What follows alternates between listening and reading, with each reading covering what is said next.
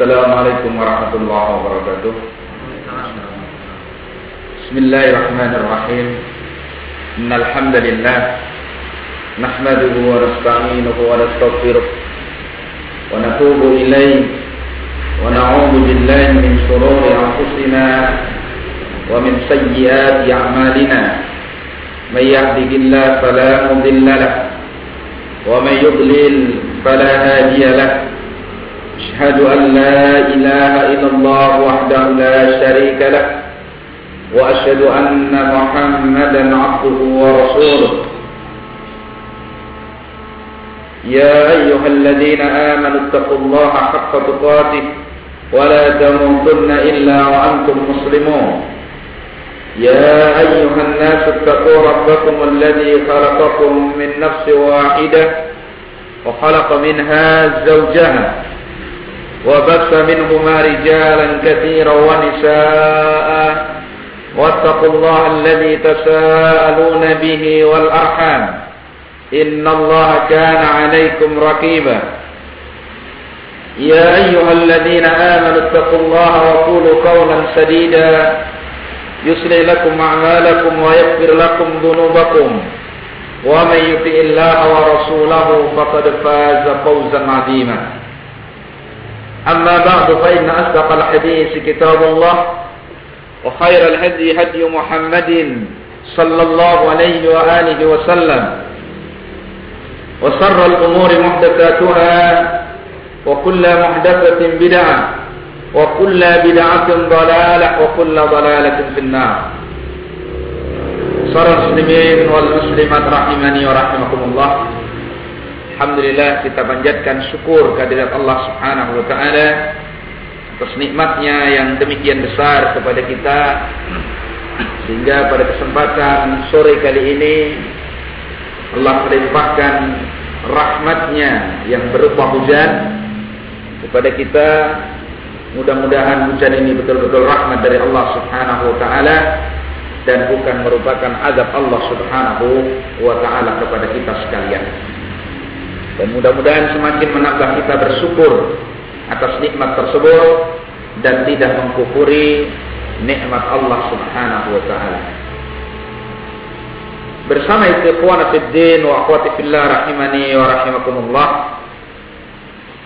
Alhamdulillah, kita bersyukur pula kepada Allah masih bisa melaksanakan majlis sebagaimana biasanya, yang insyaallah taala kita akan mendapatkan rahmat dari Allah Subhanahu wa taala yang kesekian kali banyaknya.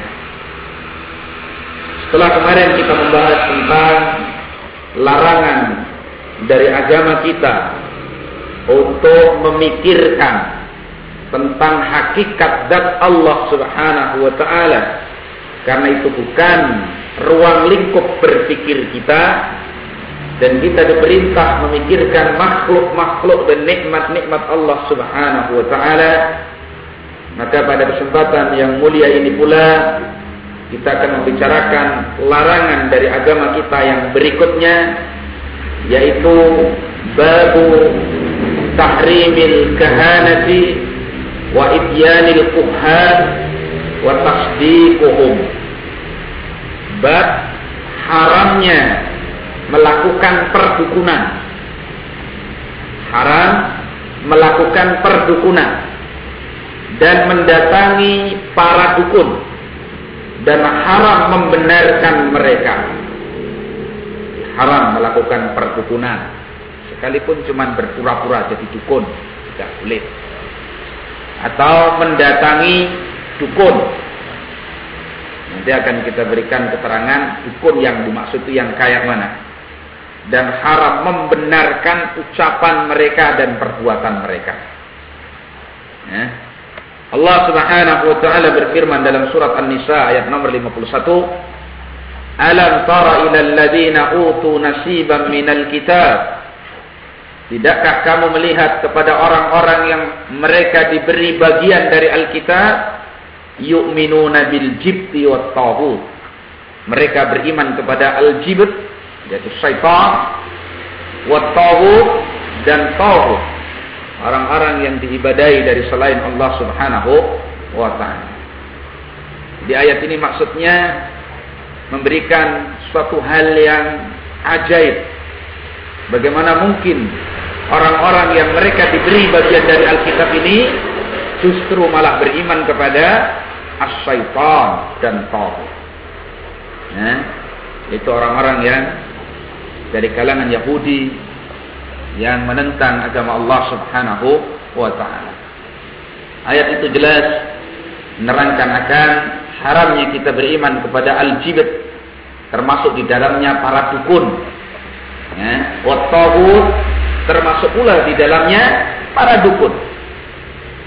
Karena itu dukun itu al-jibt, syaitan dari kalangan manusia, dan mereka juga taghut karena mengarahkan manusia untuk beribadah kepada dirinya sekalipun dengan bentuk membenarkan apa yang mereka kabarkan. Nah, sekarang praktek-praktek semacam ini sangat banyak sekali. Bahkan dari dulu bukan semakin berkurang, tapi malah semakin banyak dengan bentuk dan nama yang beraneka ragam. Dan itu pekerjaan orang-orang Yahudi, biasa mengganti nama. Dan Islam mengharamkan kita ini membuat iltibas, kesamaran, suatu yang batil dikasih nama yang bagus untuk menipu manusia. Tarwiju abatilihim, untuk memperdagangkan, melariskan kebatilan-kebatilan mereka. Seperti kalau orang Nasara mengganti Allah itu dengan Bapa. Kalau orang-orang musyrikin mengganti Allah itu dengan Lata, wal Uzza, wal Manat, seperti itu. Seperti Yahudi disuruh mengucapkan Hittatun diganti Kimtatun. Nah, itu pekerjaan mereka Yahudi. Jadi sekarang dukun diganti dengan paranormal, tabib, kiai, orang tua, orang pintar, dan seterusnya. Dari berbagai macam bentuk dan nama yang dibuat-buat untuk menutupi kebatilan mereka. Nah, kemudian ada satu hadis dari sahabat yang mulia Muawiyah ibn al-Hakam as-Sulami radhiyallahu anhu. Beliau menyatakan, "Qultu ya Rasulullah, inni hadisu ahdin bi jahiliyah." Ya Rasulullah, saya ini baru keluar dari jahiliyah. Karena beliau baru masuk Islam. Hadisu ahdin bi jahiliyah, baru masa saya di Islam ini, baru saya keluar dari agama jahiliyah. Wa qad jaa Allahu bil Islam, dan sungguh Allah telah mendatangkan al-Islam yang dibawa oleh Rasulullah sallallahu alaihi wasallam. Jadi dia merasakan nikmatnya Islam setelah sebelumnya hidup pada masa jahiliyah. Karena itu sahabat itu seorang yang mengerti kebatilan secara terperinci dan Islam secara terperinci. Karena mereka hidup pada masa jahiliyah, semua bentuk kebatilan sudah mereka lakukan. Dari kesyirikan, akidah-akidah yang sesat, mereka paham betul. Setelah itu datanglah Islam membatalkan masing satu persatu hal itu. Sehingga ngerti betul kebatilannya. Sehingga mereka betul-betul kuat di dalam mempertahankan kebenaran. Wa inna minna rijalan ya'tunal kuhan. Nah, dia cerita, di antara kita ya Rasulullah, ada beberapa orang yang biasa mereka mendatangi para dukun. Qala, maka Nabi menjawab, fala ta'tihim, kamu jangan mendatangi mereka. Jadi ini sahabat Muawiyah ibn Hakam as-Sulami menceritakan, Allah sudah menganugerahkan Islam kepada saya. Padahal saya baru masuk Islam. Kemudian cerita, di tengah kami dahulu ya Rasulullah, banyak orang yang biasa datang kepada para dukun. Maka Nabi mengatakan kepada sahabat Muawiyah ini, fala ta'tihim, kamu jangan mendatangi dukun. Petunjuk Rasulullah SAW. Qala, dia bertanya lagi, sahabat ini, wa minna rijalun yatatayyaru, di antara kita ada orang-orang yang yatatayyarun, mengamalkan tatayyur. Tatayur itu mengkaitkan sesuatu dengan kejadian. Ya. Qala Nabi SAW mengatakan, "Dzaka say'un yajidunahu fi sudurihim." Tatayur itu sesuatu yang manusia ini pasti menjumpai dalam hati-hati mereka. Setiap kita ini mesti ada tatayur. Kalau ada ini mungkin ada khawatir, wajar. Itu wajar. Tapi yang diinginkan oleh Nabi, fala yusaddannahu. Jangan sampai tatayur tadi menghalangi mereka. Jadi kita ini barangkali khawatir, ini nanti terjadi apa dan seterusnya. Ya. Kekhawatiran misalkan kok mendung gelap atau mungkin ada apa dan seterusnya, wajar.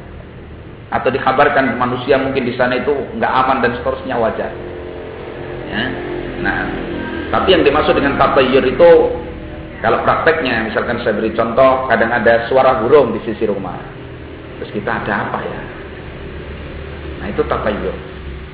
Fala tatatayyaru. Janganlah kalian bertatayur. Ya.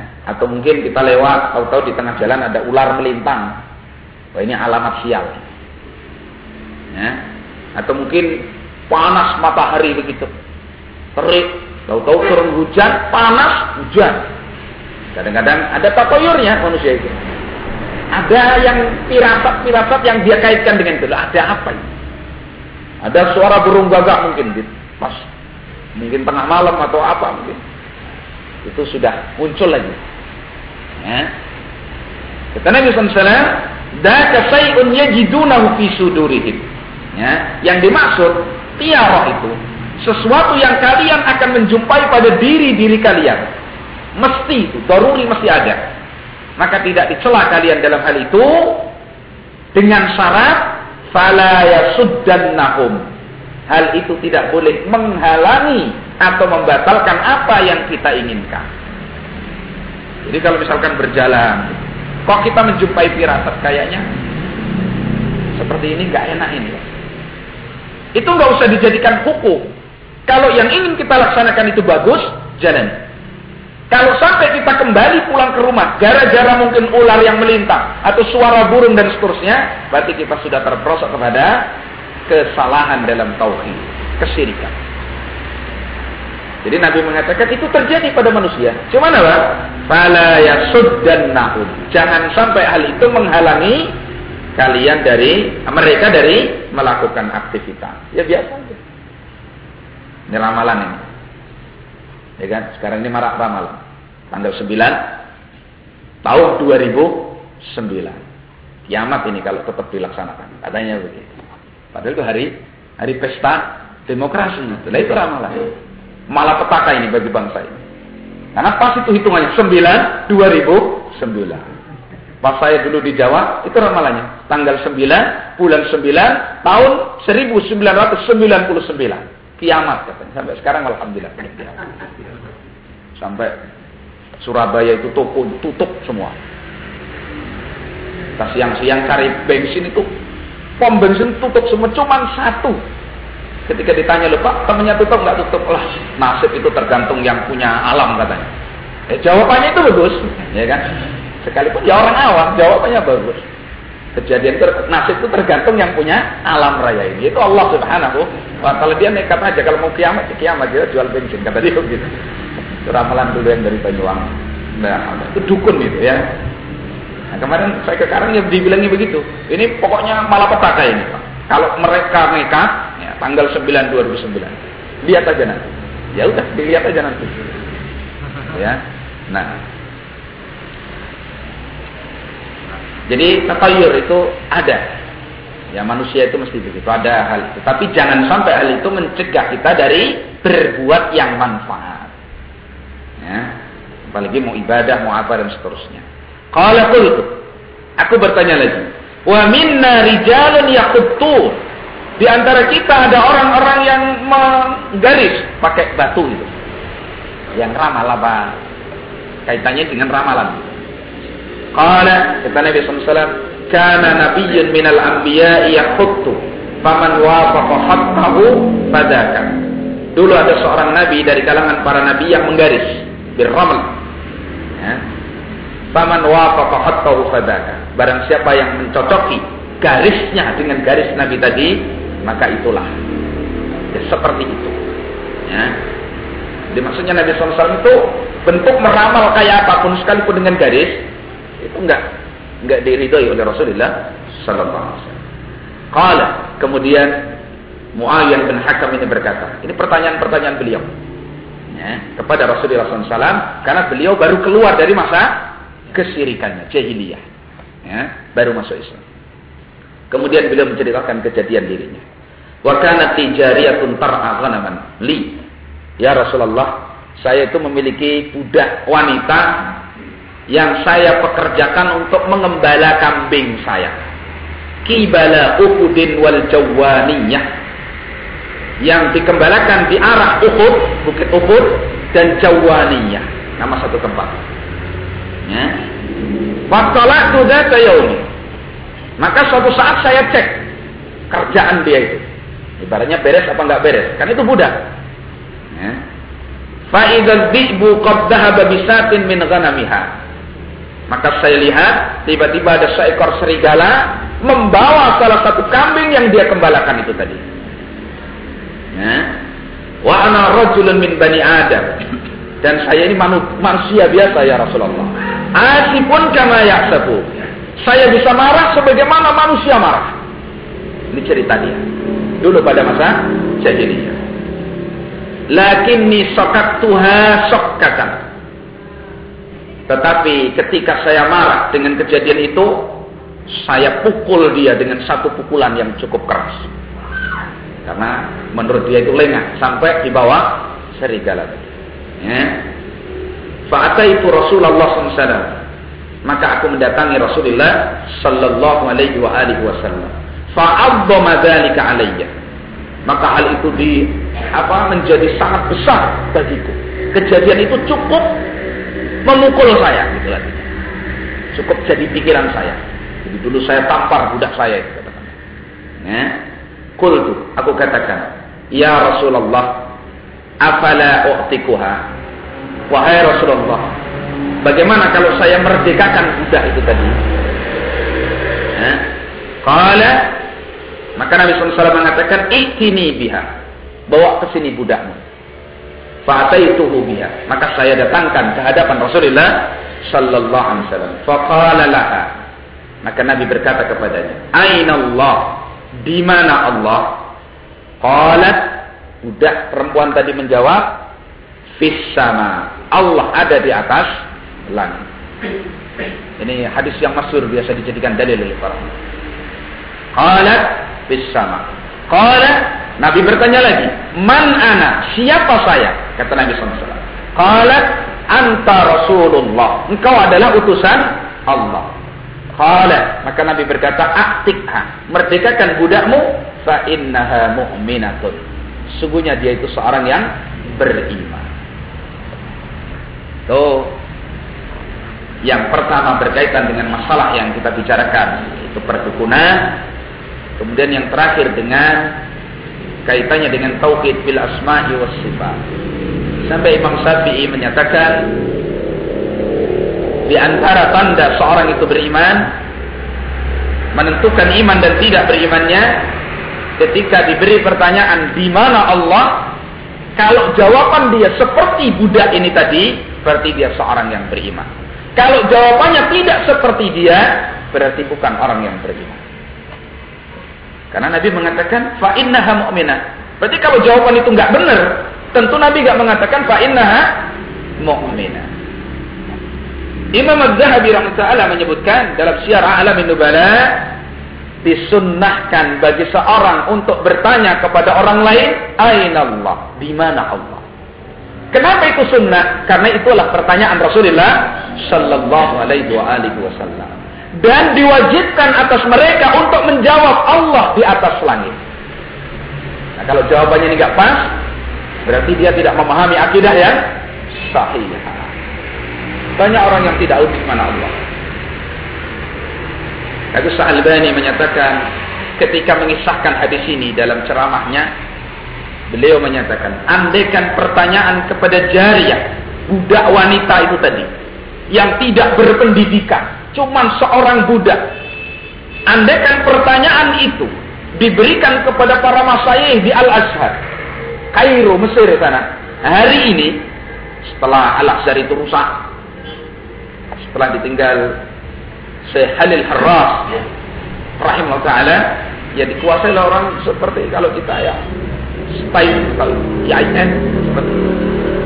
Maka kata Syalbani, andaikan ditanyakan hal ini kepada mereka, tentu jawabannya akan beraneka ragam.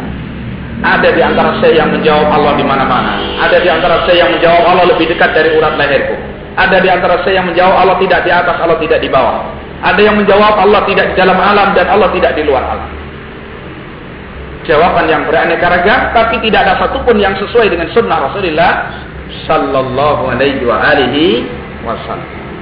Jadi di mana Allah? Allah di atas langit. Ajarkan kepada anak-anak untuk menuntun fitrahnya supaya hidup kembali. Ya, diajarkan. Dan itu penting, itu urusan akidah. Orang tidak akan bisa beribadah kepada Allah secara benar kalau dia tidak tahu di mana yang disembah.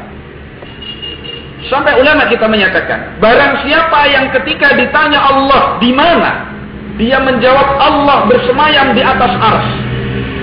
Lalu dia ditanya di mana arsy-nya Allah, dia tidak menjawab saya tidak tahu, berarti dia belum seorang yang beriman. Karena nggak ngerti berarti Allah di mana.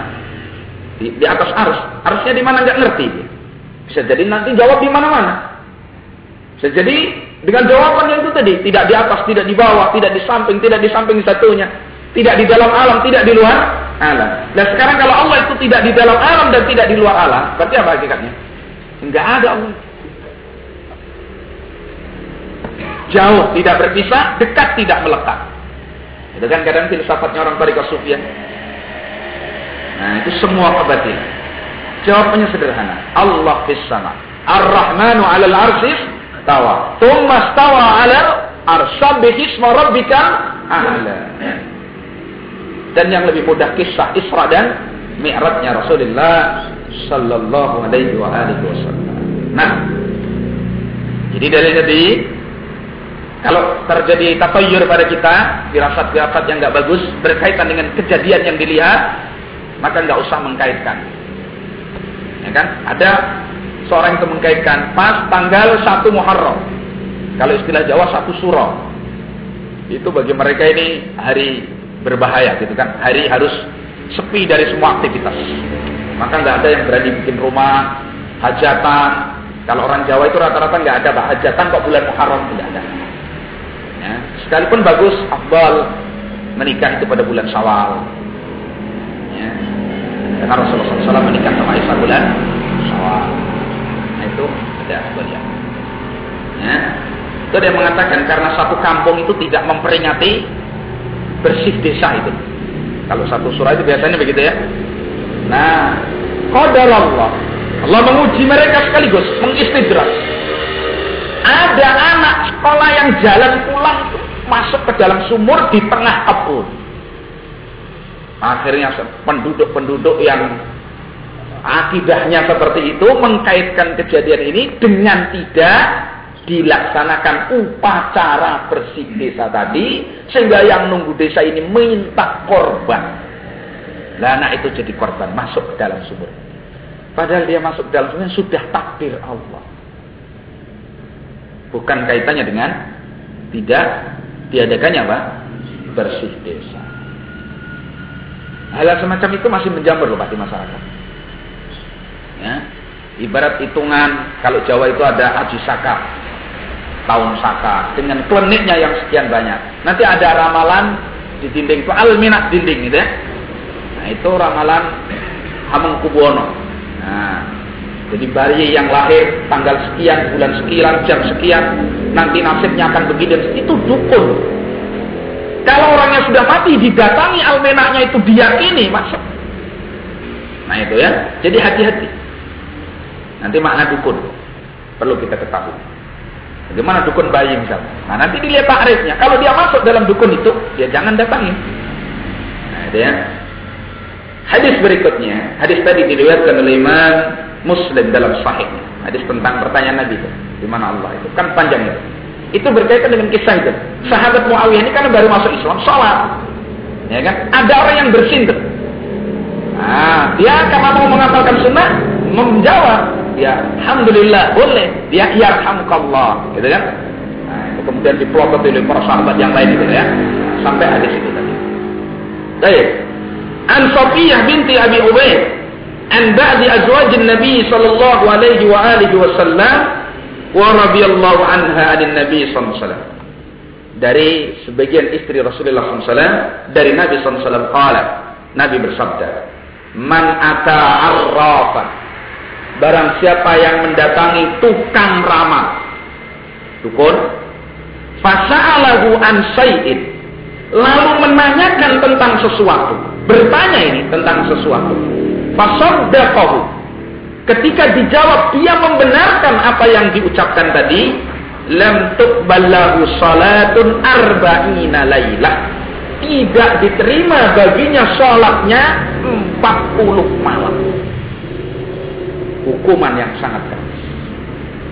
Barang siapa, kata Rasulullah SAW dalam hadis yang diriwayatkan oleh Imam Muslim dalam sahihnya, Nabi SAW mengatakan, man ata arrafan, barang siapa yang mendatangi tukang ramal, fasa'alahu an syai'in, lalu menanyakan tentang sesuatu, fasaddaqahu, lalu dia membenarkan, lam tuqballahu salatun, tidak akan diterima oleh Allah salatnya, arba'ina lailatan, 40 hari, 40 malam. Masya Allah. Itu mendatangi dukun.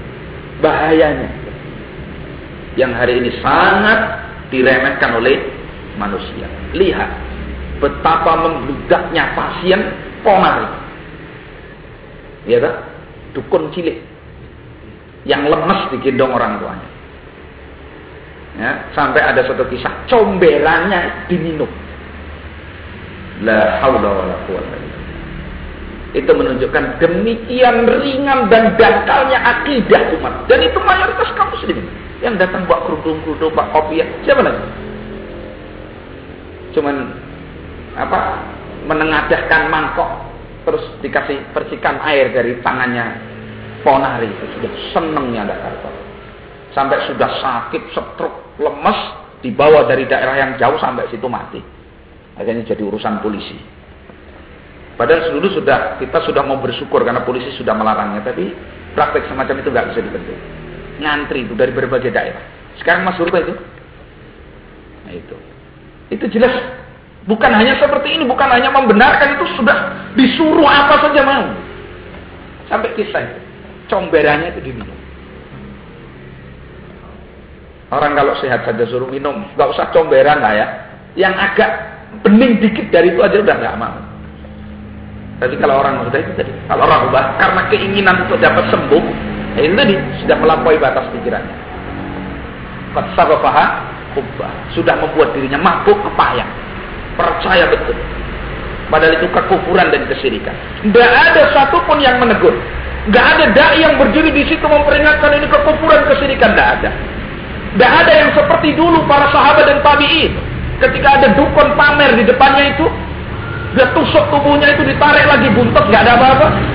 Api dimakannya. Maka ada seorang alim ulama pada saat itu benci sekali dengannya. Ya. Maka dia ambil pedangnya, didekati orang itu, bismillah, dipenggal kepalanya. Terguling. Mati. Yang tadinya ditusuk, ditarik lagi, nggak apa, kemudian dikebal dan seterusnya. Ya. Nggak ada yang membatalkan seperti itu. Bahkan koran-koran dan semuanya kesempatan untuk menjual berita. Berita batil itu kalau disebarkan dalam kondisi umat seperti ini, itu bukan mereka khawatir akan terperosok kepada kebatilan, justru penasaran dan mendatanginya. Dulu kan terbit buku tentang Sai Baba itu ya. Itu bukan kemudian umat sadar bahwa itu bahaya, justru penasaran. Yang mengaku saya Allah, saya Yesus, saya juga Dewa Siwa, saya ya Muhammad. Kan begitu. Sebut nama saya akan datang. Sai Baba di India itu. Nah itu orang dikasih kabar itu malah yang nggak bisa jalan itu malah gotong dibawa ke sana.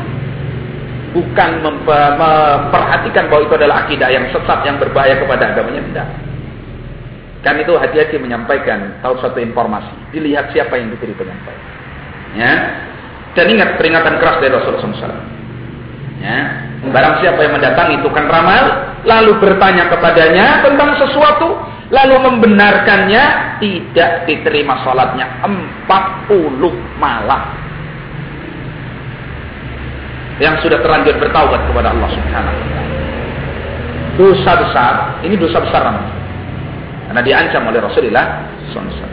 Dan ini kaitannya dengan akidah, dengan kesyirikan, dengan kekufuran. Ya, tukang sihir dan perdukunan itu kufur. Ya. Karena yang tahu perkara yang gaib itu cuma siapa? Cuma Allah Subhanahu wa taala. Kalau orang mendakwahkan dirinya tahu perkara yang gaib, maka ini mengambil hak Allah Subhanahu wa taala. Ya. Hadis berikut. An Abi Hurairah radhiyallahu anhu anna Rasulullah sallallahu alaihi wa alihi wasallam qala. Rasulullah SAW bersabda, "Man ata kahinan." Barang siapa yang mendatangi dukun. Kalau tadi arraf, tukang ramal, ini kahin, dukun. Nanti akan dijelaskan perinciannya. Fasaddaqahu bima yaqul. Lalu dia membenarkan apa yang diucapkan oleh sang dukun tadi. Ya. Au ata imra'atahu haidan. Atau seorang laki-laki yang mendatangi istrinya dalam keadaan dia masih haid. Tidak bolehlah, haram mendatangi istri ketika masih haid. Au ata imra'atahu fi duburiha. Atau mendatangi atau mengumpuli istrinya pada duburnya. Faqad bari'a mimma unzila ala Muhammadin sallallahu alaihi wasallam. Sungguh dia telah terlepas dari apa yang Allah turunkan kepada Rasulullah sallallahu alaihi wasallam. Yang jadi sahih di sini, man atakahinan, siapa yang mendatangi dukun, fasaddaqahu, lalu membenarkan bima yaqul, dengan apa yang dia ucapkan, faqad bari'a mimma unzila ala Muhammad. Dia sudah lepas dari apa yang Allah turunkan kepada Rasulullah sallallahu alaihi wasallam. Kekufuran. Kalau ini sampai tidak disadari dan diteruskan, bisa betul-betul terlepas dari agama Rasulullah sallallahu alaihi wa alihi wasallam. Hadis dikeluarkan oleh Imam Abi Dawud rahimahullah taala dan Imam Tirmidzi dan selainnya, dan hadis ini sahih. Nah, jadi kalau yang pertama diancam tidak diterima salatnya 40 malam. Sedang salat itu tiangnya agama. Wa amuduhu as-salat. Ya, tidak diterima oleh Allah Subhanahu wa taala. Karena tidak mungkin berkumpul iman dengan apa? Kekufuran. Salat dalam ayat Al-Qur'an disebut al-iman. Innallaha la yudhi'u imanakum. Sungguhnya Allah tidak akan pernah menyia-nyiakan apa? Keimanan kalian, ai salatakum. Maka tidak diterima salatnya. Kenapa? Berkumpul dengan kekufuran, mempercayai dan mendatangi apa? Dukun, tukang ramal. Tidak diterima salat. Ya, karena itu hendaklah kita hati-hati. Dan ini perlu dididik keluarga kita. Banyak orang mau hajatan, menikahkan anaknya, tidak lepas dari dukun. Apalagi model-model cuaca lagi seperti ini. Khawatir nanti pas hajatan, sudah kadung keluar biaya banyak, nggak ada yang datang kalau turun hujan, panggilkan para dukun. Itu praktek dalam pelaksanaan walimah. Belum ketika mau menikahkan. Sehari-hari tanya kepada orang tua. Ya, calonnya hari apa lahirnya? Ini anak keberapa? Keluarganya berapa? Saudaranya, hitung tuh. Pakai klenik istilah Jawa, Pak. Nanti dicari hari pasnya. Oh, tanggal sekian boleh nikah. Kalau enggak nanti terjadi malapetaka. Ya. Atau mungkin seorang gadis pernah melakukan kesalahan dan misalnya itu ketika mau menikah dikasih namanya istilah Jawa itu ruatan. Diruat itu di acara selamatan supaya ya katakanlah apa dewa atau mungkin penguasa yang menurut mereka yakin itu membawa bala tidak mengganggunya. Itu banyak. Seperti itu. Nah, kemudian hadis dari Abi Darda radhiyallahu anhu, anin Nabi sallallahu alaihi wa alihi wasallam qala, Rasulullah SAW bersabda, la yalijad darajatil ula, tidak akan pernah memasuki derajat-derajat yang tinggi, tidak akan pernah sampai kepada derajat yang tinggi, man takahhana, seorang yang beramal perdukunan. Berarti menurut Islam dukun itu rendah, nggak usah dimuliakan. Ya. Jadi kata Rasulullah SAW, la yalijad darajatil ula, tidak akan pernah sampai kepada derajat yang tinggi, man takahhana, seorang yang melakukan perdukunan apapun bentuknya. Sekalipun mungkin diilmahkan lamalan bintang, itu perdukunan. Banyak anak-anak muda yang terpengaruh. Bintang Leo, Scorpio, Cancer, apalagi Sagittarius dan seterusnya. Setiap hari diramal nasibnya. Lahir dari bulan sekian, tanggal sekian sampai bulan sekian, bintangnya ini, nasib rezekinya hari ini begini, cintanya begini, dan seterusnya. Kalau pas diramal jelek, dia sedih baca koran. Ada ramalan Cina itu namanya. Apa? Ya semacam-macam lah. Tabibnya itu namanya. Ya. Itu dipromosikan di koran-koran. Yang lebih bermaksiat lagi, hajah ma'erat, ya kan? Nah, itu jelas-jelas Masya Allah praktek maksiat, sekedar untuk melampiaskan syahwat duniawiyah, berlabel hajah lagi, ya kan? Itu bahkan pasang papan nama di pinggir jalan di Bandar Lampung, klinik katanya. Nah, menempuh cara sama, dan itu mustahil. Cara penelitian ilmiah itu sebenarnya mustahil kalau tidak ada unsur-unsur yang menyimpang dari agama Allah Subhanahu wa taala. Tapi datang banyak sekali, ya, seperti Ponari tadi. Dari seluruh penjuru negeri ini datang ke sana. Padahal kalau orang mau berpikir itu anak kecil segitu itu tahu apa. Cuma namanya orang kalau sudah terkalahkan akal sehatnya, ya dia meyakini mungkin malaikat masuk dalam tubuhnya atau dan seterusnya. Ya. Nah, man takahhana, orang yang mengamalkan perdukunan tidak akan pernah sampai kepada derajat yang tinggi. Awis taksama, atau seorang yang melakukan undian-undian nasib. Istiksa, membagi sesuatu dengan cara berundi.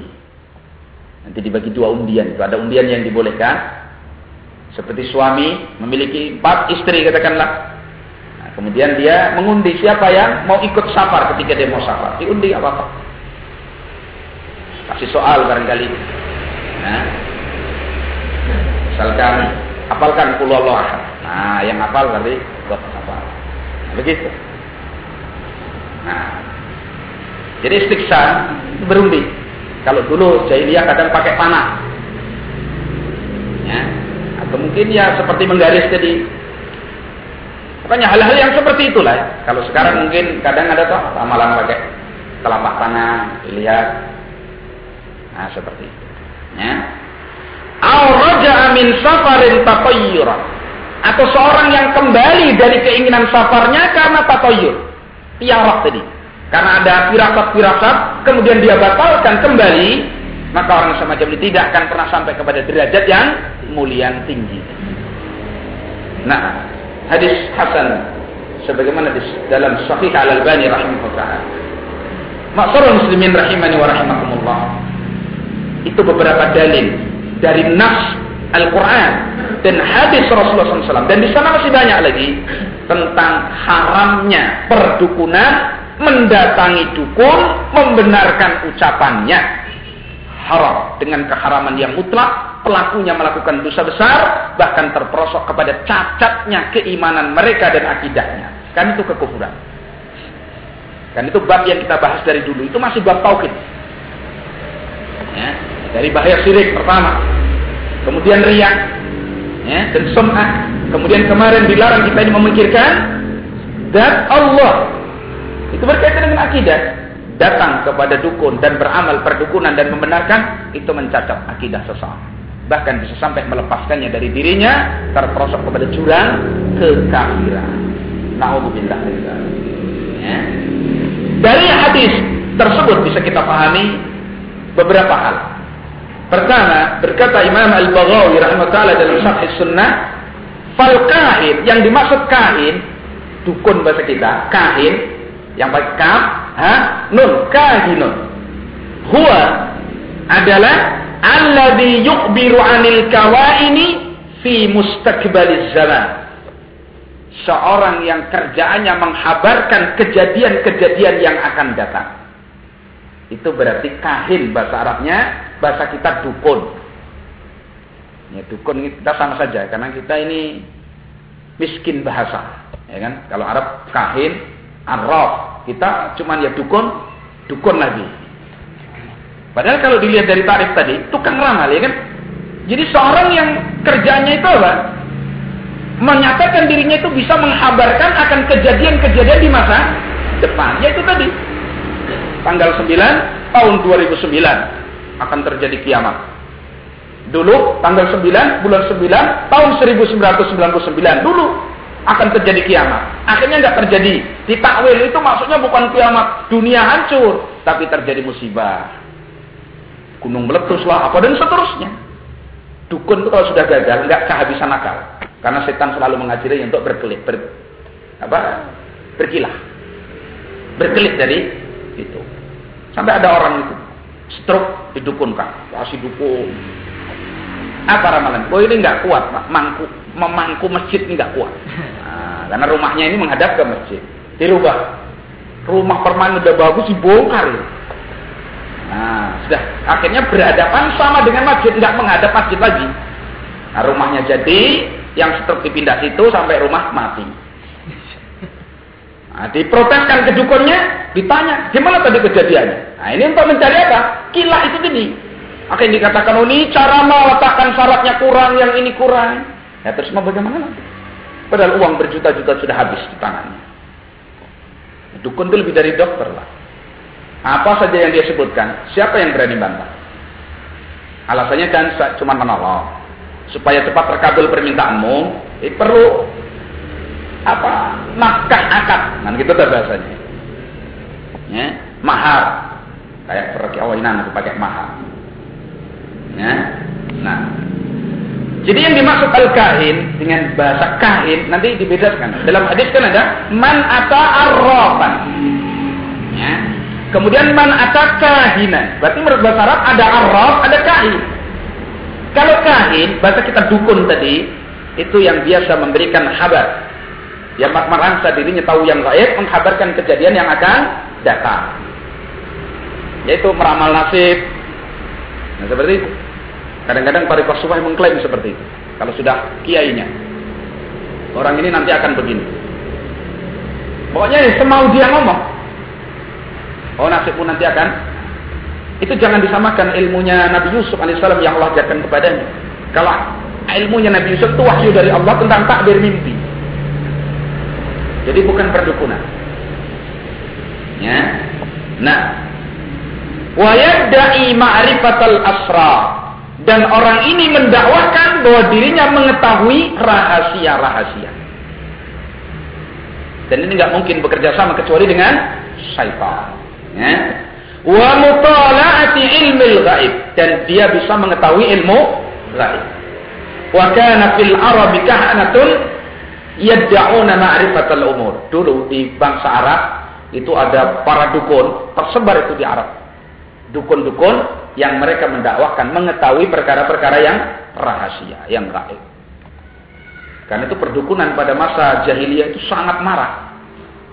Sampai pada masa diutusnya Rasulullah SAW. Baru dibatalkan oleh apa? Islam. Wa minhum man kana yas'um anna lahu ra'isan minal jin.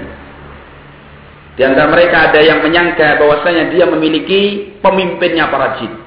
Itu menjadi khatimnya. Wa tabi'atan tulqi ilaihi al-akhbar, atau yang menjadi pembantu dia, mengikuti dia, yang biasa menyampaikan kepadanya apa? Kabar-kabar yang gaib tadi. Wa minhum man kana yadda'i annahu yastadrikul umura bi fahmin uqtihi. Ada di antara para dukun itu yang bentuknya mendakwahkan bahwa dia bisa memahami perkara ini nantinya, itu karena kemampuan dia memahami tanda-tanda yang diberikan kepadanya. Pakai firasat. Ya. Itu kalau bahasanya kahin. Kahinun. Ya. Kemudian al-arraf. Dari man ata arrafan. Arraf, ya, huwa alladhi yadda'i ma'rifatal umur bi muqaddimati asbabin yastadillu biha ala muwaqi'iha. Yaitu seorang yang mendakwahkan bisa mengetahui perkara-perkara yang terjadi dengan sebab-sebab yang diberikan kepadanya untuk dijadikan bahan dia meramal. Itu arraf. Jadi bedanya dengan dukun. Kalau dukun itu murni, berarti dia sudah menebak, tahu yang gaib. Tapi kalau arraf itu pakai sebab yang diberikan kepadanya. Ya. Kal masruq manil ladzi sarafaha. Ketika ada orang kecurian datang ke dukun. Nah, dengan sebab adanya kejadian mencuri, dia akan meramal siapa yang mencurinya. Jadi beda dengan kahin. Kalau kahin tadi nggak ada kejadian apapun, dia meramal orang. Yaitu tadi tanggal 9 bulan 9 tahun 1909 kiamat. Padahal nggak ada muqaddimah, nggak ada sebab yang dijadikan bahan untuk apa? Menebak. Sedang arraf tadi lah ya hampir sama aja. Arraf tadi dia baru meramal, menebak kejadian itu kalau sudah ada kejadian. Jadi misalkan ada barang yang dicuri, kemudian ditanya, ini siapa yang mencuri barang saya? Nah, dia dengan sebab ada kejadian tadi baru meramal. Ya kadang-kadang melihat di air, ya mungkin ambil bak kemudian dikomatkan tidak dilihat, di wajah siapa yang keluar di situ. Nyata begitu dilihat wajahnya sendiri, pasti dia mencuri. Ya kan hakikatnya begitu. Namanya orang berkaca di dalam air, ya kan? Nah, ya. Baik. Wa ma'rifatu makanid dhalah. Dan dia mendakwakan mengetahui tempat hilangnya suatu barang. Ya, jadi kalau misalkan barang ini hilang atau mungkin dicuri orang, kemudian barang saya ini sekarang sampai di mana? Diramal sama dia. Itu namanya apa? Arraf. Jadi bedanya arraf dengan kahin dukun tadi. Wa minhum, dan di antara mereka man yusammi al-munajjim kahinan. Ada orang yang mengatakan munajjim, apa orang yang meramal pakai bintang itu. Ya, kalau dulu bahasanya ahli nujum. Tapi bukan perbintangan untuk arah. Kalau arah itu burung aja tahu. Ya, kalau bintang ini di sini berarti arah selatan, ini utara, itu enggak masalah. Karena itu pengenalan. Tapi dengan bintang itu kemudian diramal gitu. Nah, itu sebagian ulama menghukumi itu juga termasuk kahin, dukun. Tukang ramal. Ya seperti tadi, perbintangan itu. Ya kan, katanya bintang-bintang itu kan ada gambarnya di langit. Ya, bintang-bintang apa dan seterusnya itu kan di langit. Nah, itu untuk meramal. Nah, itu sebagian ulama menghukumi itu pun termasuk apa? Kahin, dukun, tukang ramal. Atau misalkan ada seorang wanita dituduh oleh orang berzina. Seorang wanita dikatakan oleh masyarakatnya dia berzina. Lalu datanglah kepada arraf tadi, tukang ramal tadi, ditanyakan siapa yang berzina dengannya. Baru dia meramal. Jadi intinya perbedaannya, kalau kahin ketika dia meramal itu tanpa sebab yang terjadi. Ya sudah, pokoknya meramal murni. Pokoknya dia mendakwakan, dia tahu ilmu yang gaib. Selesai. Tapi kalau arraf, yang pakai arraf, karena dalam hadis dibedakan, itu baru dia menebak dengan adanya suatu kejadian. Paham bedanya Pak ya? Nah, seperti itu. Jadi ini ada pencurian. Siapa yang mencurinya? Ini belum ketemu, datanglah ke dia. Itu namanya arraf. Menebak pelaku suatu kejadian. Tapi kalau kahin, ya sudah, nggak ada masalah begini. Nanti akan terjadi ini. Nanti akan terjadi ini, misalnya. Nah, seperti Pak Marijan gitu, ya kan? Nah, itu kahin. Tapi ya lumayan dipanggil ke Istana Negara kan, ketemu. Baik, qultu, kata Syekh Salim bin Al-Hilali, fayadkhulu fit tahrim, dan masuk dalam keharaman Dan itu digolongkan kepada perdukunan ad-darbu bil hasa. Jadi melemparkan kerikil. Jadi kalau dulu di Arab ada Pak, kerikil dilemparkan. Nanti kalau misalkan di sana searah itu, nanti kejadiannya ini, gitu loh. Kalau dilempar ke sana, kalau searah ini, berarti ini menguntungkan, ini merugikan, begitu. Itu namanya meramal dengan melempar batu tadi lah. Nah itu. Nah sekarang ya semacam jadu itulah ya. Kan diputar-putar begitu, nanti yang keluar apa? Keluar ini berarti ini tandanya keuntungan. Dukun ada yang seperti itu, Pak. Para dukun. Jadi meramal ini bagaimana keadaan hari ini. Ya sudah, mungkin kalau dia pakai dadu-dadu atau mungkin apa yang dia punya alatnya itu, dibolak-balik begitu, keluarnya ini, ini berarti hari ini akan terjadi kesialan. Nah, ini sama, digolongkan seperti ini. Ya. Wa nadru fin nujum, atau melihat bulan atau bintang. Ya, keluar ketika ditanya, sebentar, keluar, dilihat langit. Setelah melihat bintang tadi, dia memutuskan ramalan. Ini begini kejadiannya. Ya, nah ini juga termasuk apa? Perdukunan. Ya. Wa qira'atul kaffi, membaca garis-garis tangan. Ada tahu gitu? Ada orang yang mendukunkan dia tangannya ke bawah sini. Dibaca. Wah ya, memang ini nasibnya sudah enggak bagus ini. Akhirnya susah dia itu, ya kan? Itu perdukunan. Tapi jangan disamakan dengan sidik jarinya polisi loh ya. Kan itu memang ilmu keahlian mereka. Jadi yang maksud kan kadang membaca tangan. Kadang-kadang orang dilihat kelihatan enggak? Kadang begitu kan? Atau pakai telur. Ada dulu kejadian teman itu ada bisul. Itu diobatkan. Itu cara pengobatannya pakai janur, tahu janur ya? Daun kelapa yang masih muda itu. Nah, itu diikatkan di situ. Terus suruh pulang. Nanti saya obati dari rumah. Tapi tadi datangnya suruh bawa sebutir telur sama janur itu tadi.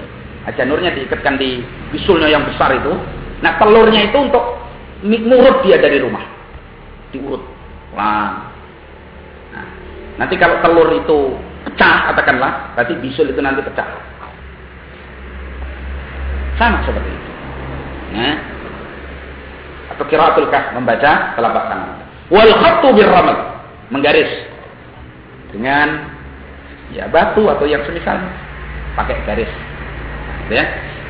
Wa qiraatul finjan wa ma sabahah, atau membaca apa yang ada dalam wadah bejana. Seperti tadi, kalau sekarang ini mungkin ya air. Mereka punya mangkok, ambilkan air, kemudian dia komat kamit, dibaca firasat yang ada dalam air. Itu semua bentuk perdukunan. Ya. Dan wallahu alam bisawab, yang dikatakan serupa dengannya, seperti mungkin praktek hari ini, dukun, pijit, apa dan seterusnya, yang kadang sebelum memijit dia membaca mantra-mantra. Kadang-kadang kita perlu takjub, Pak. Ya. Sehari orang bisa memijit sekian orang, katakanlah. Sekali pijit aja katakanlah mungkin 1,5 jam sampai 2 jam. Cuman jempol satu ini. Itu kadang-kadang harus kita curigai. Ada orang itu begitu mau mijit, dia komat kamit begitu, kakinya dihentakkan 3 kali ke tanah, kemudian meludah. Ludah itu tadi, diginikan pakai jempolnya, udah, dia mijit. Kayak nggak ada capek. Ya.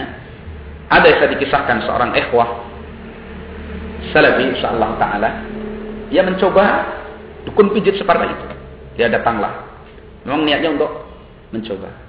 Begitu dia sudah siap dipijit, dia berzikir kepada Allah, berzikir ruqyah. Itu maka dukun ini merasakan tidak enak, kok gelisah gitu mijit itu, nggak seperti biasanya. Baru sebentar dia mijit itu kecapean, keringat keluar semua. Akhirnya dia menyerah. Enggak mijit, katakan. Dah, saya enggak kuat ini, enggak tahu hari ini saya lemah sekali. Akhirnya pulang ikhwah tersebut. Ya. Sambil mengatakan kepada sang dukun tadi, karena bapak dalam memijit ini jelas menggunakan sesuatu yang tidak beres secara agama Allah, maka bapak terjadi seperti itu. Tapi dia diam aja. Akhirnya ikhwah pulang. Itu menunjukkan bahwa mereka itu tidak pernah sepi dari kebatilan tersebut. Kan itu hati-hati. Kadang anak-anak ya, kadang diusap pakai selendang, apa namanya gitu kan, terus ditiup ubun-ubunnya, Itu kesyirikan. Hati-hati. Jangan sampai anak-anak keturunan kita tersentuh. Bayi ditangani oleh orang-orang musyrik seperti itu, udah enggak sholat, enggak akidahnya rusak dan sebagainya, masalah. Jangan sampai. Ya. Itu Dan saya sudah pernah membuktikan seperti itu. Ya, ketika mijit, tadinya mijit ya normal aja. Setelah selesai dipijit, itu maunya dikasih mantra-mantra, diusap apa dan seterusnya. Ya seperti itu. Praktek para dukun. Ya. Nah, seperti dan itu bahaya loh. Itu bahayanya akan kita rasakan. Seperti ini satu kejadian. Ya. Seorang katakanlah jatuh. Seperti anak pernah jatuh, sakit. Sebenarnya enggak luka, sakit. Enggak bisa jalan.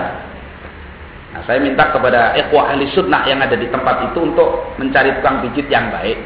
Datangkan, saya pikir ya baik, percaya sama ikhwah. Enggak ternyata. Mijit itu enggak terasa, cuma diusap-usap. Setelah akhir-akhir, dia itu minta air putih. Air putih. Saya minta air putih 1 gelas. Saya minta apa, Pak?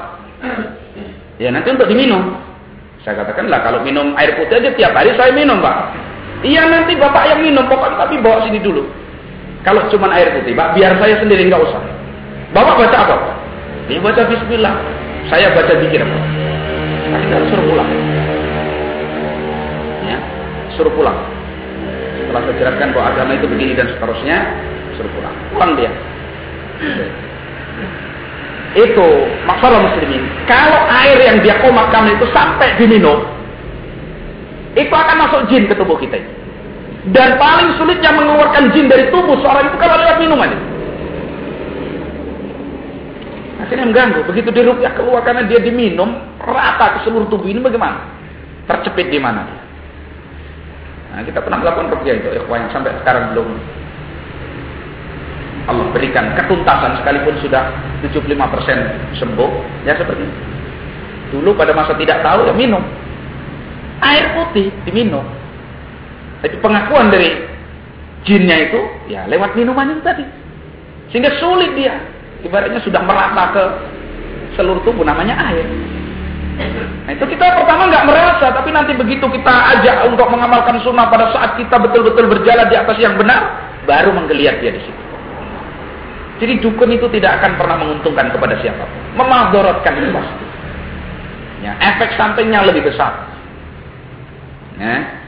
Nah, jadi semacam itu harus kita pahami dan kita sadari. Jangan mudah-mudah anak kita ini mau dikomat-kamit orang kasih minuman. Nanti dia mau borot ketika besar. Atau barangkali tidak sampai besar. Ya. Nah, sekarang banyak orang menggantungkan tamimah. Tamimah itu diminta kepada siapa? Dukun. Itu loh, ada bintik-bintik dikit gatal itu. Dicarikan ke dukun benang. Yang dikasih kertas, dikasih raja, entel, diikat sama solasi, kalungkan. Jadi kalung. Kalau enggak di sini. Biasa banget anak kecil seperti itu. Itu tamimah. Kata Nabi, man 'allaka tamimatan faqad asyraq. Barang siapa yang menggantungkan tamimah, dia telah berbuat syirik. Bagaimana anak kita yang belum tahu apa-apa sudah kita gantungkan kesyirikan padanya. Padahal ya sawan itu biasa. Anak panas dan seterusnya. Penyakit panas itu bagus. Maka sakitnya Rasul dan para sahabat panas, khuma. Karena secara tibun nabawi, khuma, penyakit panas, itu justru untuk melawan penyakit. Seperti bara api memanaskan emas ini supaya betul-betul murni.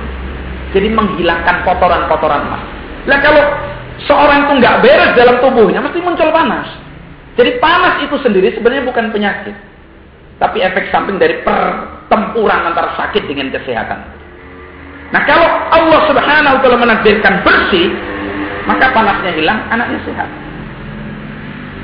Nah begitu. Kan itu kadang-kadang itu dipakai ilmu kedokteran. Ya, yang pakai obat, anak sakit kadang dikasih obat, panasnya langsung sangat tinggi. Itu sebenarnya pembersihan, merontokkan penyakit. Begitu panasnya sudah dingin, berarti dia menang, anak sehat. Dia Ibnu Nabawi, Ibnu Qayyim, seperti itu. Karena kalau pakai hadis-hadis Rasulullah SAW, para salaf itu nggak pernah mengusir penyakit panas itu. Karena dianggap nikmat dari Allah Subhanahu Wa Taala, justru untuk membersihkan apa? Penyakit-penyakit dalam diri. Nah seperti itu. Nah kita panas tuh, ya kalau mending beli obat turun panas dan seterusnya, ke dukun datang. Ya. Karena orang sakit ain, sakit akibat pandangan, anak itu kalau saking senengnya melihat orang, bisa panas. Dia ngeliat mainan, kata dia diajak mungkin kemana, lihat mainan, seneng betul. Kok nggak keturunan, bisa sakit panas. Anak barangkali di pesantren jauh dari orang tuanya, baru dia ngelamun mikirkan orang tuanya, bisa sakit panas. Membayangkan dengan matanya, akhirnya terjadilah ain. Itu wajar di kalangan. Kalau bisa diruqyah, kalau nggak diobati dengan obat-obat yang secara penelitian akal itu masuk ilmiah. Jangan dibawa ke dukun. Ya. Nah, kemudian yang kedua, faedah dari hadis yang tadi kita baca. Ja'al wa'idu, datang ancaman yang keras, taratan bi adami qabulis salat. Kadang-kadang ancaman itu berbentuk apa? Tidak diterima salat. Wa taratan bi takfir. Kadang-kadang ancaman itu dengan kekafiran. Faqad bari'a mimma unzila ala Muhammadin quburatinya. Dalam satu riwayat, faqad kafara bima unzila ala Muhammadin sallallahu alaihi wasallam. Nanti kita lihat Fathul Majid. Barang siapa yang datang kepada dukun, lalu dia membenarkan apa yang diucapkan setelah dia bertanya, sungguh dia telah kufur kepada apa yang Allah turunkan terhadap Rasulullah sallallahu alaihi wasallam. Apa ancaman yang tidak keras seperti itu? Cukup keras. Ya. Nah, bahkan Nabi dulu kita baca masalah syirik, apa wasiat Nabi? La tusrik billah wa in kutilta au kurikta. Jangan kamu berbuat syirik kepada Allah, sekalipun kamu dibunuh atau dibakar. Kan begitu? Dan Nabi mengancam. Kan itu kita ini disyariatkan sabar. Sabar itu wajib. Syukur ridho. Ya. Bersabar. Jangan sampai melalaikan hal itu dari mengingat Allah Subhanahu wa ta'ala. Kita sakit, anak kita sakit, jangan kemana-mana. Pakai obat yang sudah diberikan oleh Allah dan Rasulnya, atau obat yang secara penelitian ilmiah itu memang ada. Sekarang ada pengobatan sistem kalung, belang, magnet apa-apa dan seterusnya. Itu bermaksiat kepada Allah Subhanahu wa ta'ala. Laki-laki semua pakai kalung itu, pakai tasbih apa dan seterusnya. Padahal itu dilarang oleh Allah Subhanahu wa ta'ala dan Rasulnya. Laki-laki memakai kalung apa dan seterusnya. Padahal itu secara penelitian kedokteran juga belum tentu benar. Fas'alu ahla dzikrin kuntum la ta'lamun. Kenapa kita enggak bertanya, langsung saja kita konsumsi? Kok datang kepada dokter bagaimana? Apakah ini secara ilmu kedokteran benar atau tidak benar? Kalau toh dokter mengatakan itu benar ada pengaruhnya, benarkah penelitian itu? Atau memang dia termasuk agen penjualnya? Kadang orang itu tijariyah saja supaya laris dagangannya. Sedang laki-laki memakai kalung itu jelas-jelas tidak boleh. Karena itu menyerupai wanita. Laki-laki pakai cincin, boleh nggak? Boleh. Boleh. Tapi tidak boleh makainya itu di jari telunjuk sama jari tengah. Jadi pakai cincin aja diatur dalam Islam itu. Nggak boleh pakai cincin itu di sini sampai sini kalau laki-laki. Kalau perempuan silakan semua jari. Itu menunjukkan sempurnanya Islam, apalagi urusan yang berkaitan dengan akidah. Nah, itu harus banyak betul-betul diperhatikan. Hari ini kayaknya menolong, tapi justru memerosokkan dan merusak akidah seorang yang beriman. Ya, karena sifat manusia itu biasa bergantung dengan hasil. Buktinya saya ke sana sembuh kok. Dah tanpa lagi memperhatikan cara itu benar apa tidak benar. Ya, sudah ada praktek sangkal putung, tahu ya sangkal putung yang nyambung tulang. Nah seperti itu nggak pernah lepas dari perdukunan, kesyirikan, kekufuran. Ya, ada di sana yang masyhur kerjasama sama dokter, tapi khusus hari Selasa sama hari Kamis tidak buka praktek. Kenapa? Nggak bisa jawab. Pokoknya begitu. Ada seorang yang mengosongkan hari itu pernah saya desak. Tanya, kenapa Pak? Apa jawaban dia? Ya begitu dulu pesan guru saya. Nah berarti kan ada hal yang tidak beres. Kalau barangkali hari itu jadwal dia taklim atau jadwal dia barangkali ke ladang dan seterusnya, maklum nggak ada masalah. Suatu saat mungkin bisa diselailah kalau memang orang itu doruri. Nah ini sudah orang doruri mau sekarat nggak diterima karena nggak berani melanggar wasiat gurunya. Apalagi itu kalau nggak praktek-praktek seperti itu. Nah, jadi ancaman orang yang datang dan bertanya kepadanya berparisi. Ada satu, tidak diterima salatnya 40 malam, ada diancam dengan apa? Kekafiran. Fa yu'malu ala halil ati. Maka hal itu diperinci sebagai berikut. Fa in ja'ahum ghairu musaddiqin lahum falam tuqbal salatuhu arba'ina lailah. Sekedar datang, sekalipun tidak membenarkan, tidak diterima salatnya 40 malam. Datang bertanya, setelah dijawab dia nggak percaya, itu sudah nggak diterima salatnya 40 malam. Kecuali seorang yang datang mau iqamatul hujjah, tanya, dites apa dan seterusnya, mau dibatalkan perdukunannya, dan itu hanya orang-orang khusus. Nggak bisa orang umum kemudian beralasan datang. Karena Nabi mengatakan, man ata arrafan lan tuqbalahu salatun arba'ina lailah. Barang siapa yang mendatangi tukang ramal, maka tidak diterima salatnya 40 malam. Datang, tok. Datang itu, cuman mendatangi. Karena itu sudah bagian dari apa? Wasilah, kekufuran dan kesyirikan. Ya. Wa in saddaqahum, kalau setelah dia bertanya sampai membenarkannya, wa amana biqaulihi, lalu dia beriman mempercayai ucapan mereka, kafar, dia kufur.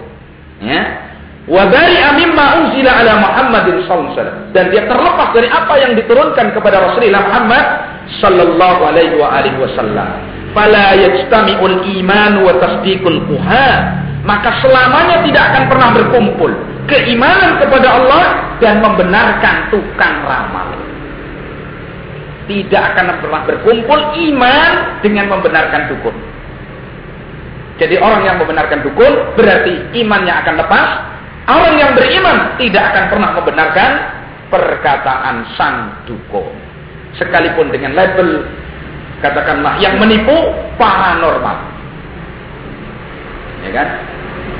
Ada pengobatan sistem hipnotis. Hati-hati. Pengobatan yang sekarang marah itu jangan gampang-gampang kita mendatangi dan percaya kepadanya. Hati-hati. Hatta kalau obat itu secara prakteknya tidak ada unsur seperti itu, kita perlu perhatikan bahannya. Maka kita mengkonsumsi obat dari orang kufar itu harus hati-hati. Mereka itu daging ular saja dijadikan obat. Sedang Nabi mengatakan Allah tidak menurunkan obat itu dari barang yang Allah haramkan. Obat dari Cina dan seterusnya. Kembalilah kepada Tibbun Nabawi, pengobatan Rasulullah sallallahu alaihi wasallam. Yakin madu sebutkan oleh Allah dalam Al-Qur'an bahwa itu sifat obat. Rasulullah menyebutkan dalam banyak hadisnya, Nabi biasa minum madu. Diyakini. Berobat terus yakin, biar dokternya katakanlah sudah spesialis 10 kali. Kalau kita nggak percaya, ya nggak pengaruh buat itu. Apa yang kita masukkan ke tubuh kita itu berpengaruh dari tasawur kita. Satu contoh, Pak. Makanan itu secara makanannya sebenarnya nggak bikin sakit perut. Tapi kalau Bapak mau makan sudah melihat gerobaknya itu, lumutnya banyak sekali. Ya. Udah jijik gitu loh dengan gerobak. Makanan dipaksakan masuk, timbulnya cuma sakit perut. Sekalipun makanan itu enak gitu loh. Demikian juga obat, kita minum kita sudah obat kayaknya. Yang nggak ada pengaruh.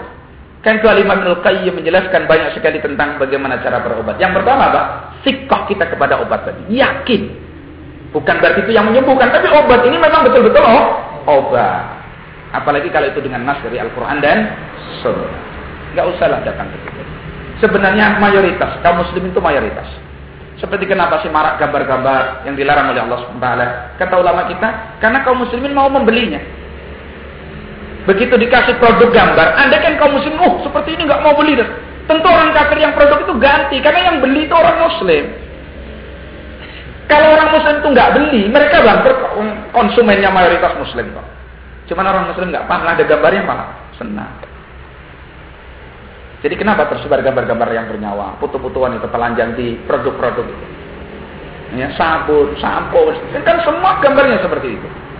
Itu karena orang muslim yang mayoritas konsumen itu beli tanpa komentar, ya sudah, konsumsi aja tanpa memikir bahwa itu melanggar agamanya. Jelaskan Syekh Muqbil seperti itu. Kenapa produk itu kok terus berjalan? Karena nggak pernah ada protes dari konsumen. Malah adanya apa? Pesanan berikutnya. Nah, seperti itu. Andaikan kaum muslimin itu protes kepada pabrik sana. Besok kalau produksi sabun, jangan dikasih gambar makhluk yang hidup. Kasih aja gambar daun apa-apa. Tentu mereka akan memperhatikan konsumen, mereka cari duit kan. Nah, akibatnya kita ini cuma pesan, semakin pesan, ya mereka produk semakin semangat. Besok malah preteli sekalian pakaiannya, kan begitu. La haula wala quwwata. Ya kan? Orang lihat televisi yang begitu aja nggak bosan-bosan. Karena memang menyenangkan. Senang doa. Lah buktinya dipertahankan sampai hari ini kok. Nah, kalau enggak orang benci itu mesti dihentikan. Ya. Sama orang aja kalau benci udah enggak tegur-tegur kok. Nah, katanya benci saya lihat televisi. Oh, ditegur terus kok. Matanya ini tangannya sambil kena tombolnya itu nyala. Apalagi sekarang pakai remote ya sambil tiduran, mau apa aja bisa. Nah, jadi jangan sampai kita ini yukhalifu fatwana taqwa. Fatwa kita ini jangan sampai menyelisihi ketakwaan kita. Apa yang kita ucapkan dalam kita wujudkan dalam apa? Amal perbuatan kita. Sehingga Allah memberkahi kita. Kita ini takut kalau Allah marah sama kita. Kalau kita dihukumi orang-orang munafikin dalam qaul kita, wala haula wala quwwata illa billah. Ya, Islam itu bukan iddia. Islam itu butuh apa? Amaliyah. Dan setiap amaliyah butuh pengorbanan. Karena itu selalu bertabrakan dengan hawa nafsu kita. Enggak mungkin orang itu akan menjadi seorang muslim yang baik kalau dia tidak mau mengorbankan kepentingan hawa nafsunya. Mustahil. Karena itu yang paling dibenci salaful ummah adalah ittiba'ul hawa. Semua itu butuh pengorbanan, Pak. Mau datang ke masjid untuk sholat jamaah saja. Kalau enggak kita korbankan kepentingan hawa nafsu kita, enggak jalan. Ya sudah ngerti Nabi mau bongkar rumah-rumah orang yang enggak sholat jamaah itu. Carilah lembaran berikutnya. Qala ulama, hukumnya makruh. Atau hukumnya apa? Datang sunnah muakkad. Lah saya mazhabnya ini aja. Tanpa membahas dalilnya, mazhabnya yang diambil. Nah begitu. Saya pernah baca majalah. Kalau nggak salah Muslimun. Hukum rokok terbagi 5. Mubah, haram, makruh, wajib, sunnah. Kalau nggak bisa kerja tanpa merokok, wajib merokok. Nah kalau nggak merokok pusing, sholat nggak bisa, wajib merokok. Di situ. Ya. Kalau dengan merokok semakin bergairah, dia ibadah itu sunnah. Ya. Kalau merokok ini membahayakan dia, dalam arti tidak sampai maldorot, ada bahaya, makruh. Tapi kalau sampai memaldorotkan, seperti jantungnya apa, haram. Kalau antara ini dan itu sama, mubah. Saya baca di majalah, fa inna lillahi wa inna ilaihi raji'un. Kalau seperti itu, khamar pun bisa menjadi 5 hukum. Iya. Nah, orang nggak minum khamar pusing, berarti minum khamar apa? Wajib. Karena itu obat. Apa mungkin dikatakan oleh seorang muslim semacam itu? Sedang Allah Subhanahu wa taala jelas-jelas mengharamkan apa? Khamar. Bahkan yang memerah, yang minta diperahkan, yang diantar, yang mengantarkan, yang menjual, yang nulis, yang membeli, yang duduk di warungnya bersekutu dalam dosa. Kita ini kalau beli makanan, dilihat warung itu ada khamrnya, jangan jadi cari warung yang lain. Karena kita nggak boleh duduk di tempat di situ dilakukan dan dipajang apa? Maksiat. Karena kita nanti jadi seperti mereka. Nah, baik.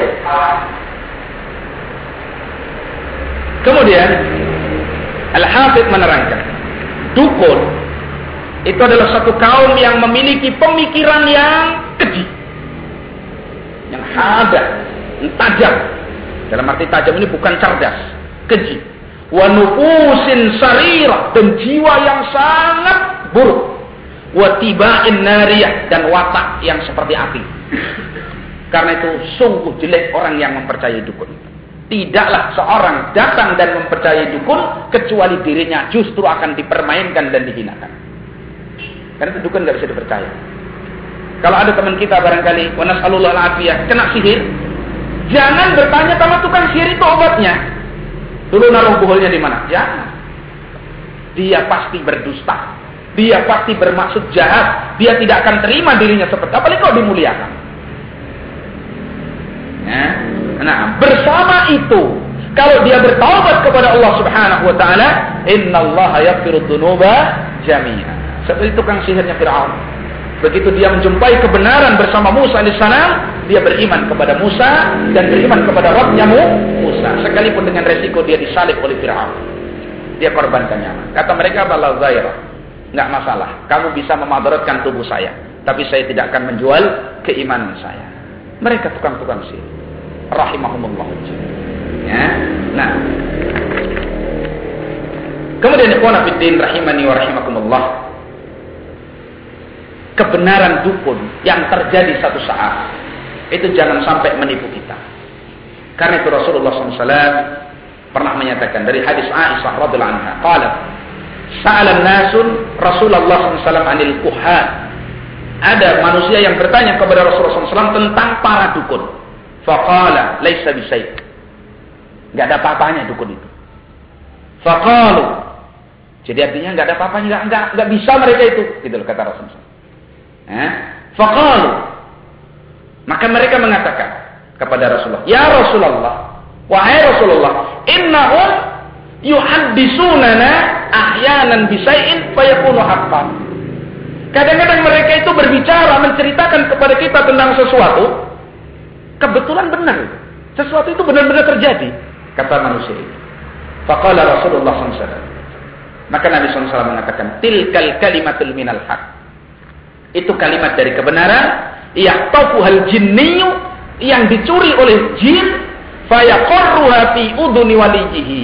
Lalu dilemparkan ke telinga para dukun ini, wali-walinya setan tadi. Ya, fayukhallituna ma'aha mi'ata kadhibah, lalu dicampur dengan 100 kedustaan. Ini supaya kita tidak tertipu. Benarnya dukun suatu saat itu bukan dalil bahwa mereka di atas kebenaran. Kan itu khwana fiddin rahimani wa rahimakumullah. Kembali kita harus pahami, agama kita ini adalah agama niat dan agama tata cara beramal, bukan agama hasil. Hasil yang menurut pandangan manusia sebagus apapun, kalau caranya tidak benar, berarti itu tidak benar. Orang sembuh, tapi caranya lewat dukun, justru itu musibah bagi dirinya. Sekarang orang mencari rezeki, bentuknya macam-macam. Pencuri dapat rezeki, tapi caranya tidak benar, akhirnya rezeki itu tidak berbarokah, bahkan bisa jadi mendapatkan murka dari Allah Subhanahu wa taala. Kan itu kita sebagai seorang muslim ahli sunnah betul-betul harus mempertahankan dan memperhatikan cara kita berbuat. Apakah itu sesuai dengan tuntunan sunnah Nabi SAW atau tidak? Jangan karena kondisi kita yang sudah lemah, kondisi kita yang sangat butuh, membuat kita lupa segala-galanya, akhirnya sampai melanggar aturan Allah Subhanahu wa ta'ala. Jadi kesimpulannya, datang ke dukun, menjadi dukun, bergaul dengan para dukun, ya, membenarkan ucapannya, itu semua akan mengotori akidah kita, bahkan sampai membatalkannya. Fahdaru, maka hendaklah kita menjauhi, waspada dan hati-hati. Praktek perdukunan hari ini dengan berbagai macam bentuk cara ada dan disuguhkan dengan cara yang sangat instan di hadapan manusia, hendaklah kita tidak boleh tertipu. Pengobatan-pengobatan yang menjamur di mana-mana harus kita hadapi dengan sikap hati-hati. Seorang muslim itu sangat hati-hati dalam masalah apa? Agamanya. Enggak mudah-mudah untuk mempercayai kalau itu berkaitan dengan urusan apa? Agamanya. Sehingga Allah Subhanahu wa taala memberikan penjagaannya kepada kita dalam agama kita, dan kita terbebas dari fitnah yang akan merusak kita dan agama kita dan masa depan kita di hadapan Allah Subhanahu wa taala. Barangkali itu yang bisa kita sampaikan pada kesempatan kali ini. Insyaallah pembahasan berikutnya kita bacakan larangan Allah yang berikutnya biidznillah subhanahu wa taala. Wallahu a'lam bissawab wa akhiru da'wana alhamdulillahirabbil alamin. Bagaimana seandainya kita pernah berbuat seperti yang dalam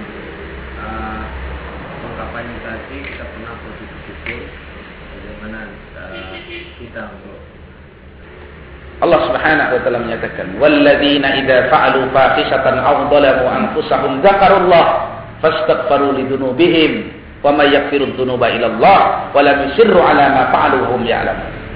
Dan orang-orang yang apabila terlanjur berbuat keji atau berbuat zalim kepada dirinya sendiri dengan memaksiati Allah Subhanahu wa taala, orang yang baik segera ingat kepada Allah Subhanahu wa taala lalu meminta ampun kepada Allah karena dia yakin tidak ada yang bisa mengampuni dosanya kecuali Allah, dan dia tidak terus-menerus dalam kesalahannya sedang dia sudah tahu bahwa itu salah.